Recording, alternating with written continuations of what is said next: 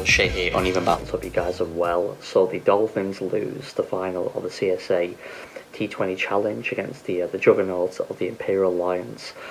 We batted first, and it was just a disaster from ball one, pretty much. I mean, obviously we were under the cosh. We lost Cyril earlier, early on with beautiful team bowling him, and then Ruin Swat got out, and then Miller got out, and basically limped to 107 for 7. There's contributions there from Kai Zondo. I think they're 24, 27 balls, and then Robbie Frowling, who's been really good, actually very consistent throughout the tournament, made 30, coming in at 7, so it got us to over the line, got to over 100. But the reality was, it was never going to be enough. I mean, the bowling of the Lions it was just relentless. I mean, you had obviously Fortain, Rabada, Arafangiso, Magala, who was an exceptional all tournament as well, and who was the other one actually who bowled? I've lost my way here to remember now. Yeah, Bjorn Hendricks as well. I mean, that's an international attack, isn't it? Those 5 lined up for the Proteas in the next T20. You wouldn't be this unhappy with it, would you? It's an excellent attack, and this is always going to be a thing. We needed, a lot of luck on our side and momentum to really stay with us, and it never happened. I said the start was just horrendous. Obviously losing our top order so quickly, losing Miller as well, our gun player. And I did say this on my post on Instagram before the game, is if we lose Miller early, because Miller and Mirage are really our gun players, batting and bowling respectively. If one goes early, one gets carted, then we're going to go up against it. And Mirage held his side of the bargain pretty well.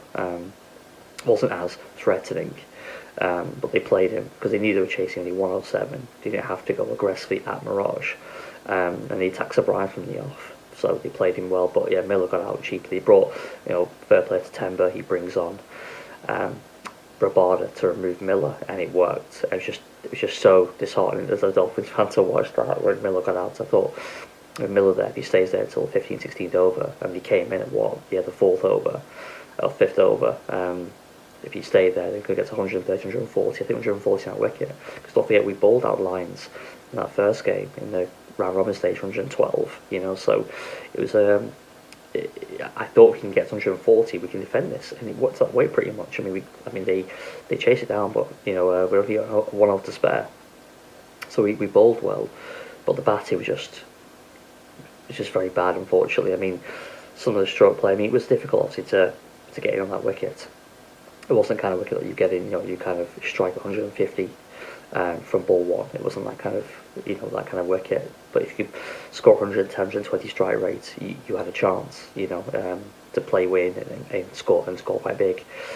So it showed throughout the tournament. This wasn't a swashbuckling tournament. It was a tournament pretty much of lowish scores. So anyway, I thought 107, we never had a chance, but with the ball stuck at it well. They said the batting was what was always going to be the problem. I did say that. I said that the game will be lost for the Dolphins through the bat, not the ball. That's exactly what happened. I mean, we didn't do ourselves any favours. Obviously, the batting lineup. Piranha Swat 3 hasn't worked this tournament, and I'm not sure why he was installed there or retained there. Yeah, so when Misekle, him batting at 6. He should have batted at 8. If he batted at 6, was always going to cause us problems. I did say this before the match.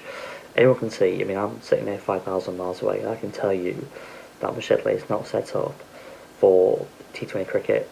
He looks extremely nervous and just jittery in the crease, like he's just scratching runs. He made that one shot from Fortain over deep mid wicket for 4 because he kept playing back to Fortain throughout that over, just trying to nick a single through the plate back through the covers. He just putting added pressure on the other batsmen around him. He struck at 81 the tournament. He scored 72. He limped to 80 or 25 balls. He had 72 strike rate. Painful to watch, really. You need someone there. They should have had the Swat at 6, in my opinion. Who's quick to the wickets, can nick singles quicker, can hit the boundary, can run 2s. I would have had personally the Swat there at 6, and then either Misekle's given license to go at 3 as a pinch hitter, just strike from ball 1, get out if you need to, or I would have gone with Andile Semilani. I know he was young, but I think we'd have had him in, put him at 8, Frylinck at 6, Mirage at 7, even to Brian at 8 and have Semilani at 9, and give Ralston the gloves. They really made an error to Dolphins there to with that batting selection, and it you know, it cost us. It was very poor really from management to have the same batting line against that team, that quality, to have that side. That batting line in particular, it was a disaster. It was never going to work. I said that it was never going to work, and it didn't. Anyway, in terms of the bowling, it was good. I mean, I go back to the lock thing. You think about it. Musekle missed that stumping, and then Kaizondo, it went in there. You just the Nick off Temba first ball. I mean, it goes the first slip. It's not the easiest catch in the world, but Zondo dives to his left, and the ball goes in, and it goes out. It pops out. If Temba goes first ball, I mean, at that point, I think it was like 20 odd, because we got Rickleton early, and then I mean, look at it would have been 25 for 2 with Temba gone in the power play. And I think that would have given us momentum to think, we can ball these guys out. But it wasn't to be. Temba went on. He scored a few runs. I think he scored 22 or 26 balls. I mean, against that batting lineup, I mean, you've got the top 3 run scorers in the tournament, all in the top 4 for the Lions, in Reza Hendricks, Rasyon Aduson, and Temba Bavuma. So you're always going to need luck on your side in this kind of situation. We just didn't get it. Like I said, the stumping and the drop catch. When I saw, Kai drop, Temba, I thought it's not our day. It's not our day, because as I say, we needed a lot of luck going into that innings, into that last 20 overs, and we just didn't get it, unfortunately. Mirage tried, but so it wasn't expected because they were playing him very sensibly. And he went off to Sir Brian, said in that first over, they sort of stalled out, and they obviously had the game plan to go after him. So yeah, it just didn't work. I mean, really good effort in the end from Frylinck and Bartman. Bartman bowled a beauty to get rid of Van der Dusen, which actually gave us a glimmer of hope. And I thought maybe, just maybe, then when Rassi went out. But it wasn't to be. It was a couple of quick wickets. I mean, I think Rabada was given to us. I'm not sure why he came in, to be honest with you. Of the order, it shouldn't have been. You had Buck Eaton 14 afterwards. So I'm not sure what the thinking behind that was, because they can also strike. So anyway, as 14 shown to get the winning runs, but the thing is, an overall tournament, it was good for the Dolphins. Obviously, we went through the group stage unbeaten. We beat everyone in 5 games in a row. Fantastic performance. We are a very good white ball side. And it's a shame really that we're not going to get our hands on the Trophies Dolphins team, obviously, with the breakup of the franchise system from next season. So, but I think Imran Khan's done a really good job. Quinton Friend, etc. So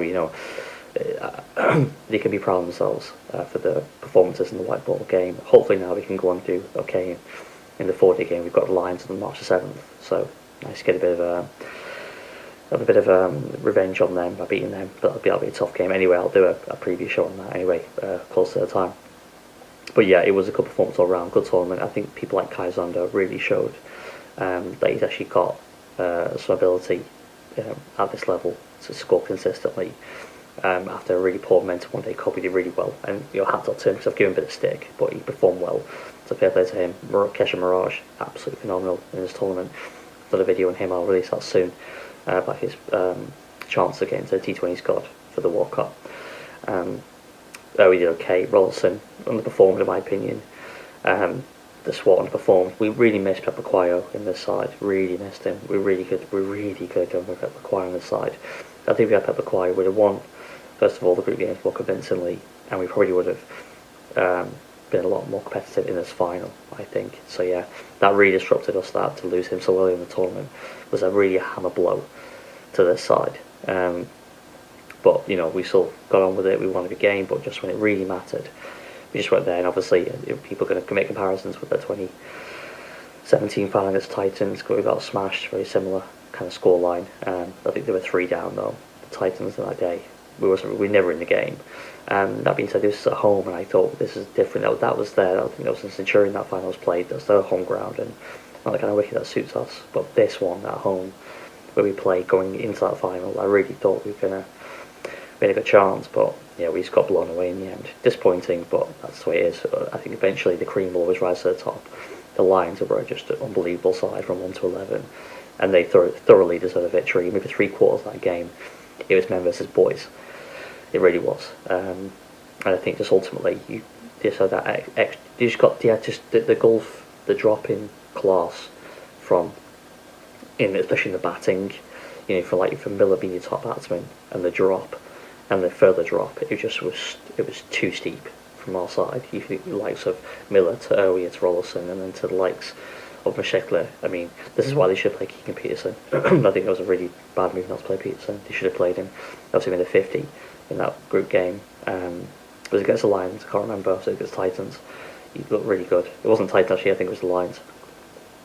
But then to not have him in the side, but it's fine. I think was criminal pretty much. And he's a top class. I won't say world class, but a top class player.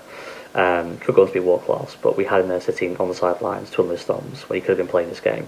So that's disappointing. But anyway, for that reason, the drop from the batting, in particular, bowling, it's a fairly steady, consistent bowling attack which bowls as planned. So Brian, Mungrove, Bartman, Frowling, Mirage. There's not a huge drop down, but the batting is where we really had problems throughout the tournament. To be honest, it was the bowling that kept us in this tournament, that kept us winning games every time. So, Miller was phenomenal. I think he finished like 4th in run scorers. I think it was excellent. It's a shame that he couldn't score on the day we really needed him. But anyway, that's it for me, guys. Just my thoughts on the Dolphins T20 Challenge campaign. Any Dolphins fans out there, obviously leave your comments below. Anyone, leave your comments below, that'd be great. Give some feedback, that'd be amazing. And like, comment, subscribe, and hopefully I will see you on the next one. Cheers.